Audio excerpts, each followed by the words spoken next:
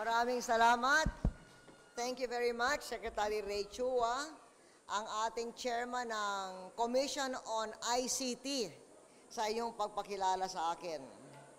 Maraming salamat rin kay Mayor Nonito Vier sa inyong magandang pagsasalita upang ipahayag ang mainit yung pagtanggap sa inyong lingkod. Thank you. Kasama ko rin ngayon si Undersecretary Ramon Bacani ng Department of Education. Sa inyong lahat, mga mamamayan ng Siruma, Diyos marhay nga aga sa Indogabos. Sabi ni Mayor Vier, ako raw ang unang Pangulo na nakapagbisita sa inyo. Mabuti na rin pala na nabigo ako nung bala kong pumunta dito bilang senador. Kasi papunta na ako sana dito, naka-schedule na.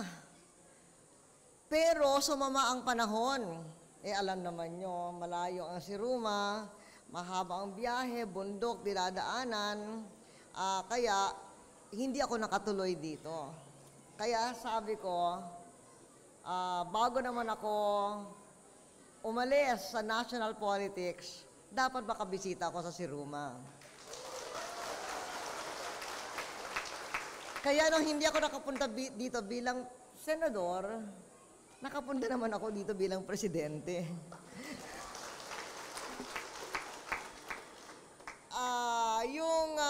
Kaya ako ay nakaranas na yung kahirapan ng makapunta dito. At yun na nga, dahil malayo kayo sa Naga, 6 hours ang biyahe raw, bundok kasi ang dinadaanan, at tapos madalas pa kayong daanan ng bagyo. Yun ang dahilan kung bakit hindi natuloy yung aking biyahe kahit na nandun ako sa Naga noon. Kaya sinama ko ngayon si Director ng DPWH, si Danny Manang. Saan siya? Yun.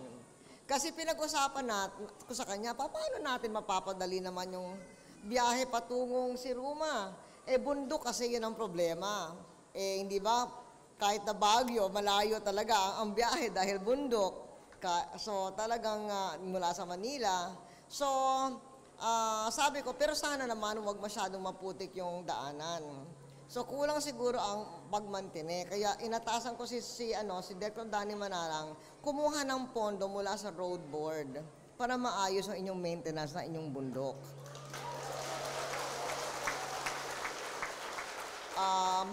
Malayo ito at maliit ang populasyon. So, ang maaring magagawa ayon sa cost-benefit analysis, yung road regraveling man lang. Yun ang dapat natin gawin para tiyakin na hindi kayo parating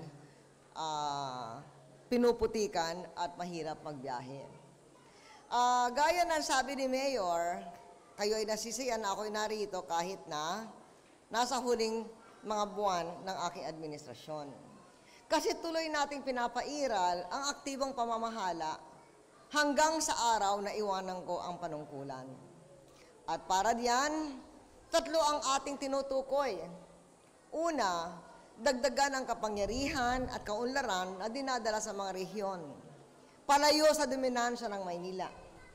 Pangalawa, patuloy na tataguyod ang halaga ng 3 E, edukasyon, ekonomiya, at environment sa ating mga pagsisikap para lumikha ng tuloy-tuloy at pantay-pantay na kaunlaran. At pangatlo, tuloy-tuloy na tutok sa kabataan ng bansa bilang ating pinakapag-asa para sa mas matinag, mas magandang Pilipinas. Nakaunlad tayo sa maraming larangan. Halimbawa dito sa Bicol, nagbuhos tayo sa Bicol ng maraming programa upang maging madali ang pagpunta rito, pati na ang mga turista. Gaya nga na sabi ni Mayor, ito ay yung hidden paradise. Kasi meron kayong mga white sand beaches, pero hidden talaga dahil may mga bundok na naghihiwalay sa inyo sa ilang mga makakabisita. Ganon din ang kasaysayan ng buong Camarines Sur noon, maging buong Bicol. Kaya inayos natin yung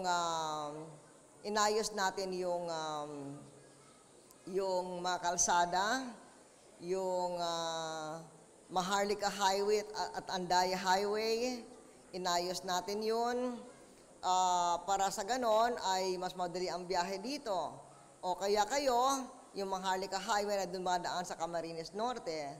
Pero inayos rin natin yung Caramoan Road. Inaayos natin yung Caramoan Peninsula Road. Kaya mabuti rin nagbibisita sa inyo, tinatanong ko kung paano makakatulong itong Caramoan Peninsula Road sa Siruma. Hindi naman pala kayo dumadaan doon. Dumadaan pala kayo sa Calabanga, Tinambak. At bundok ang dinadaanan ninyo. Kaya dapat bukod na regraveling ang kailangan nating gawin. At para din maging mas malapit, kasi yung Hidden Paradise, hindi na dapat magbiyahe naman mula ng Maynila ng kalsada.